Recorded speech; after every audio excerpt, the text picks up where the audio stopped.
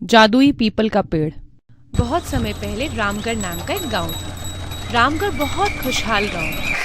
गांव के अंदर से ही नदी बहती थी, तो वहाँ के लोग खेती बाड़ी करके बड़ा खुश रहते थे। सब मेहनत से कमाई करते और खुशहाल जीवन जीते थे। ऐसे में उस गांव में किसान रहता था जिसका नाम नत्थू था। नत्थू बहुत ही आलसी और बेईमान इंसान था। एक दिन जब वो रामू के वहाँ से गुजर रहा था, वो उसे बोलता है, अरे रामू, पूरा दिन मेहनत कर लेते हो, ये कैसे कर लेते हो? तो क्या करूं, तुम्हारी तरह मुफ्त की रोटियां तोड़ूं? ऐसी परवरिश नहीं है मेरी। अरे मूर्ख, जब बिना काम किए पैसे मिल जाते हैं तो क्यों फालतू में हाथ पैर मारने हैं भाई? ना भाई ना, हमें बिना मेहनत के खाना हजम नहीं होता। छोड़ो, तुम जैसे इंसान से क्या बहस करने। नत्थू को रामू की बात दिल पे लग गई थी, इसलिए वो अपने घर जाते हुए रास्ते में सोचने लगा, अब रामू को मैं भी कम मेहनत में पैसे कमाकर दिखाऊंगा, पर खेती बाड़ी में बहुत मेहनत लगती है। मैं कुछ और काम करूंगा। ऐसा करता हूँ, कल सुबह जाके जमींदार से मिलता हूँ, वहाँ पक्का कुछ काम मिल जाएगा। हाँ। दूसरे दिन सुबह सुबह वो गांव के जमींदार के पास जाता है। जमींदार जी, कैसे हैं आप? अरे नत्थू, अरे क्या हुआ? आज हमारे घर सब कुशल मंगल तो है? अरे कहाँ जमींदार साहब, कुछ भी तो सही से नहीं चल रहा। अच्छा, तभी तुम आज हमसे भेंट करने आए? मालिक, मेरे पास काम नहीं है, अगर आप... नत्थू की बात बीच में काटते हुए जमींदार बोले, तुम्हारे खेतों का क्या हुआ? नत्थू जो बेईमान था, वो उसने इस प्रश्न का झूठा जवाब दिया। अरे वो तो मैंने कब के बेच दिए। वो क्या है ना मालिक, आमदनी ना के बराबर है। खाने को पैसे नहीं थे तो बेच दिए। तो अब मैं तुम्हें पैसे उधार नहीं दूंगा, समझे? है? तुमने पहले भी मुझसे बहुत पैसे ब्याज पे लिए हुए हैं। अरे मालिक, मेरी बात तो सुन लीजिए। मैं कह रहा था कि आपके पास तो बहुत सारी गायें और बछड़े हैं, मैं उन्हें चराने ले जाऊंगा, आप मुझे मेरी मजदूरी दे दीजिएगा। चलो ठीक है। वैसे भी मैंने जो चरवाहा रखा हुआ है वो चला गया है। बाहर बरामदे में सब गायें और बछड़े खड़े हैं, लेके जाओ और उनको चराकर शाम को वापस लेके आओ। ठीक है मालिक। नत्थू गाय और बछड़ों को चराने के लिए लेके जाता है।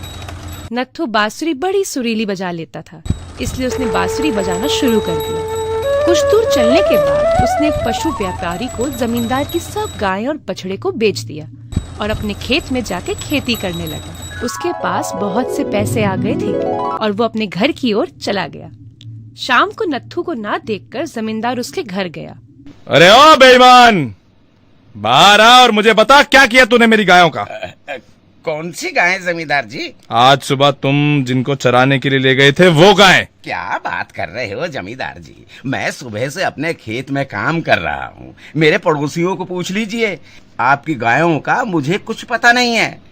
आपके पास कोई सबूत है कि मैंने आपकी गायें चुराई हैं? अगर है तो चलो सरपंच जी के पास। नत्थू, मैंने तुम पे भरोसा करके गलती की, तुम कभी खुश नहीं रह पाओगे। जमींदार समझ गया कि अब उसके पास साबित करने के लिए कुछ है ही नहीं। वो नत्थू को कोसते हुए वहाँ से चला जाता है।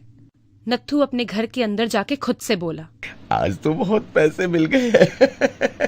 अब किसी और को बेवकूफ बनाऊंगा, फिर और पैसे आ जाएंगे। मैं ऐसा करता हूँ, पास के गांव से 2 मजदूर लेके आता हूँ, क्योंकि इस गांव के लोग तो मेरे साथ काम करेंगे नहीं। मैं उनसे खेती बाड़ी करवाऊंगा, फिर मुझे बहुत मुनाफा होगा। दूसरे दिन सुबह नत्थू पास के गांव से 2 मजदूर लेके आता है। उनसे वो 3 महीने बहुत काम करवाता है। 3 महीने में नत्थू के खेत में फसल लहराने लगी। उसके बाद वो मजदूर नत्थू से मजदूरी लेने गए। अरे नत्थू जी, हमें हमारी मजदूरी दे दीजिए साहब। हमें 3 महीने हो गए हैं आपके यहाँ काम करते करते और आपको काफी मुनाफा भी हुआ है, अब तो हमारी मजदूरी दे दीजिए। अरे कौन सी मजदूरी, कौन सा काम, कौन है आप लोग? देखिए, हमने बहुत जी जान लगा के आपके साथ काम किया है, अब हमें हमारे पैसे दे दीजिए। अरे भाई, मेरे पास कोई खेती नहीं है तो आपने कहाँ मजदूरी की है, मुझे क्या पता। आप जाइए, मेरा समय बर्बाद मत कीजिए। अरे नत्थू जी, आप जो कर रहे हैं ना बिल्कुल ठीक नहीं है।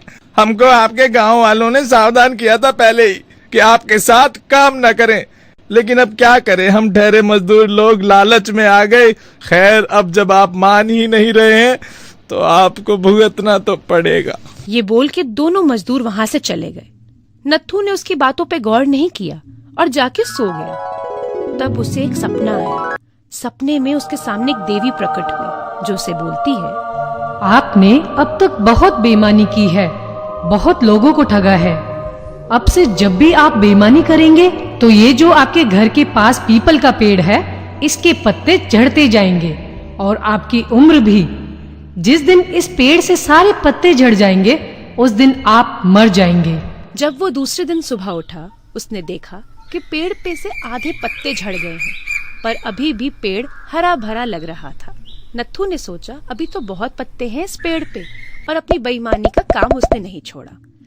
बेईमानी में इतना खो गया था कि उसका पेड़ की तरफ ध्यान ही नहीं गया। एक दिन जब वो घर लौट रहा था, उसने देखा कि पेड़ पे अब कुछ ही पत्ते बाकी हैं, और वो डर गया और उसने सोचा, मैंने सारी जिंदगी बेईमानी करके गुजारी है, अब मेरे पास एक दिन पड़ा है। इस एक दिन में कुछ अच्छा काम करता हूँ। वैसे भाई, कल मैं मरने वाला हूँ, तो मैं इन जमा किए हुए पैसों का क्या करूँगा?